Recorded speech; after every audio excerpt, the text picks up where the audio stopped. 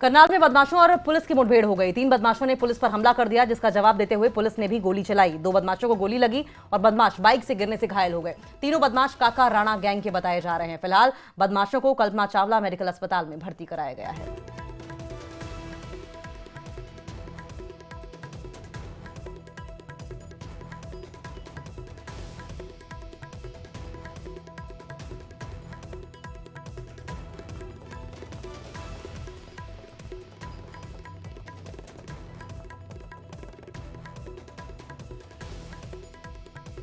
इसमें हमारे कुरुक्षेत्र में 2 वारदात हुई थी। एक 23 तारीख को हुई थी और एक 28 को। तारीख को ही एक वारदात यहाँ गरोंडा में भी हुई थी। इन तीनों वारदातों में ये 2 शूटर थे लड़के, जिन दोनों का नाम संदीप है, और जो लड़का एक बाइक चला रहा था उसमें ये बाइक ही चला रहा था। तो आज हमें ऋतिक सूचना मिली थी कि एक और वारदात करने के लिए करनाल में आए हुए हैं और गरोंडा एरिया में हैं। तो इनके पीछे हमारी पुलिस टीम थी और जैसे ही गरोंडा से जो कैमला रोड गया है, उस रोड पे पुलिस पार्टी ने नाका लगाया हुआ था।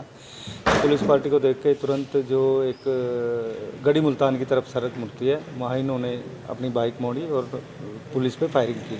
जो हमारी पुलिस की गाड़ी के एक सामने वाले शीशे पे एक फायर लगा है और एक नीचे टायर के पास लगा है। तो किसी मुलाजिम को तो नहीं, मुलाजिमों को किसी को नहीं लगी और जवाबी कार्रवाई में इसको दोनों लड़कों के टांगों में गोली लगी।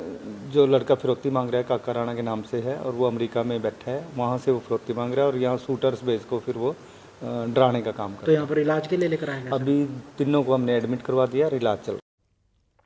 और हिमाचल